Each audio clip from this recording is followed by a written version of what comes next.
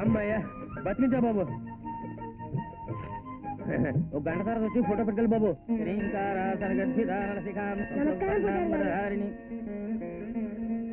ఎరా బాగా చదువు రావాలని అమ్మవారిని మొక్కుకోవడానికి వచ్చావా? లేదండి, నా చెల్లికి మంచి మొగుడు రావాలని దండం పెట్టుకోవడానికి వచ్చాను. వారిని అసాధ్యం కూడా. 15 ఏళ్ల తర్వాత జరగబోయే పెళ్లికి ఇప్పుడే టెండర్ పెట్టడానికి వచ్చావన్నమాట. మరి మొక్కుబడి ఉందా? ఇదిగో హుండీలో వేసేయి.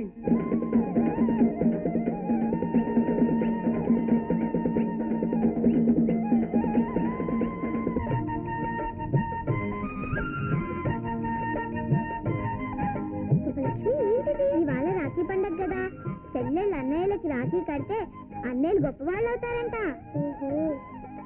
అన్నయ్య అన్నయ్య నాకు రాఖీ కావాలన్నయ్య. కావాలా? ఎలానే? డబ్బులన్నీ హుండీలో వేసేసారా? నాకు తెలియదు, నాకు కొనివ్వు అన్నయ్య.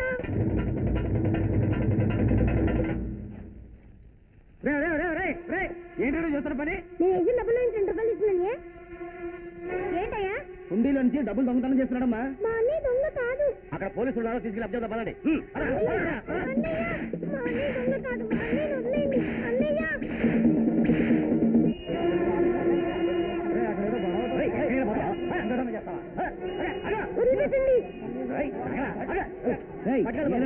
దొంగతనరా? దొంగ కాదు.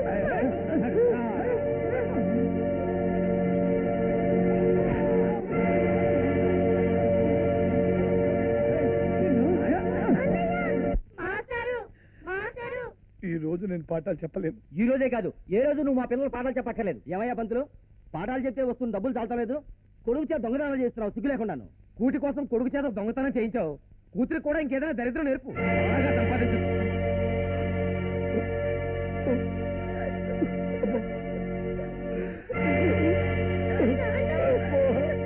ఊరుకోండయ్యా, ఏదో పసివాడు అమాయకత్వంతో చిన్న పొరపాటు చేయబోతే అక్కడికి ఏదో కొంపలు మునిగిపోయినట్టు మాట్లాడతారేంటి? అసలే బిడ్డను పోలీసులు తీసుకెళ్లారని కుమిలిపోతున్నాడు. ఇప్పుడు అనాల్సిన మాటలా ఇది? మీరేం బాధపడకండి మాస్టారు. ఈ అవమానాన్ని భరిస్తూ ఈ ఊళ్ళో నేను బతకలేను శర్మ గారు. ఇంతకాలం మీరు నా మీద చూపించిన అభిమానానికి నేను చాలా కృతజ్ఞుడిని. సెలవు.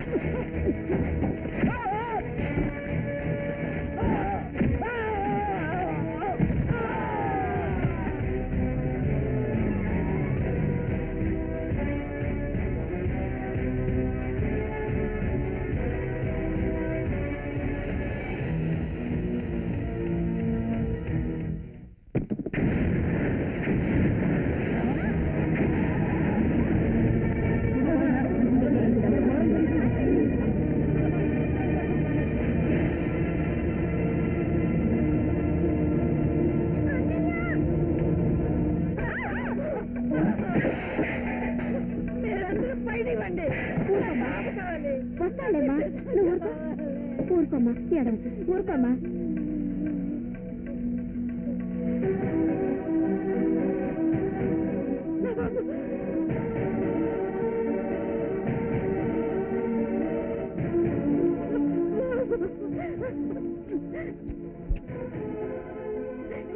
బంగారు కొండ, ఈ అమ్మని వదిలేసి ఎక్కడికి వెళ్ళిపోయావురా? నువ్వు లేకుండా నేను ఎంత బతకగలనురా? చెప్పు. ఆ బాబా దయ వల్ల మన బిడ్డ మనకు దొరికింది. అవునండి, బాబా దయ వల్ల మన రాణా మనకు దొరికాడు. అమ్మా అమ్మా అమ్మా అమ్మా, ఏమిటి బాబు? 5 ఏళ్ల క్రితం తప్పిపోయిన బిడ్డ కోసం నా భార్య పిచ్చిదైపోయింది. ఇప్పుడు నువ్వే తన కొడుకు అని నమ్ముతుంది. ఆ ఆనందం నా భార్యకు చిరకాలం ఉండాలంటే నేను నీ బిడ్డను కాదు అని ఆ అమ్మతో ఎప్పుడూ అననని నాకు ఒట్టి.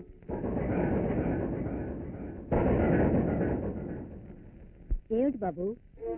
ఏం లేదమ్మా, ఏం లేదు.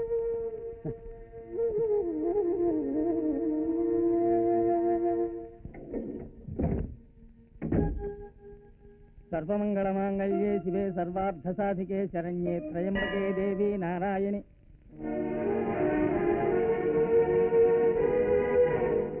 మానవ ప్రయత్నం ఫలించటం లేదని సూటిగా దైవాన్ని అడగడానికి వచ్చావా బాబు? ఆ దేవుడి మీద నమ్మకం పోయింది శర్మ గారు. దేవుడి నుంచి ప్రతిఫలాన్ని ఆశించేవాడు భక్తుడు కాదయ్యా, వ్యాపారి అవుతాడు. అయినా మీ నాన్న చెల్లెలు కనిపించినంత మాత్రాన దేవుడు లేనట్టేనా? నాన్న చెల్లెలు కనిపించారు పూజారి గారు. కనిపించారా? ఎంత శుభవార్త చెప్పావయ్యా. నాకు తెలుసయ్యా, దేవుడి భక్తులు కోరికలు తీర్చడంలో ఆలస్యం చేస్తాడేమో గాని అలక్ష్యం మాత్రం చేయడు. రా లోపలికి, అమ్మవారికి హారతిద్దాం.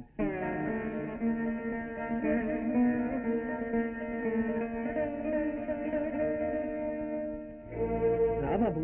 పూజ చేయడానికి దేవుడు కరుణించలేదు శర్మ గారు. విడిపోయిన అన్న చెల్లెళ్ళం విరోధులుగా కలుసుకున్నాం. నేను ప్రాణాలు తీసే క్రిమినల్ అయితే నా చెల్లెలు ప్రాణాలు పోసే డాక్టర్ అయింది. ఆమెతో నిజం చెప్పలేదా? లేదు, నేనేమిటో చెల్లెలికి చెప్పుకోలేను. చెప్పినా నమ్మదు. అదేమిటి బాబు? ఏ చెల్లెల్ని చూడడానికి ఇన్నాళ్ళు ఎదురు చూశాను. ఆ చెల్లెల్నే ఒకనాడు కిడ్నాప్ చేశాను, చంపబోయాను.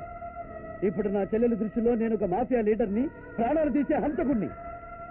ఏ పరిస్థితుల్లో నువ్వు ఇలా మారేవో తెలియచెప్పచ్చుగా. నమ్మదు పూజారి. ఆ దేవత కాళ్ళ కింద నలుగుతున్న రాక్షసుడు లేచి నేను మంచివాడిని చెబితే లోకం నమ్ముతుందా? నా బతుకు అంతే. ఆ దేవత స్థానంలో నా చెల్లెలుంది, ఆ రాక్షసుడి స్థానంలో నేను.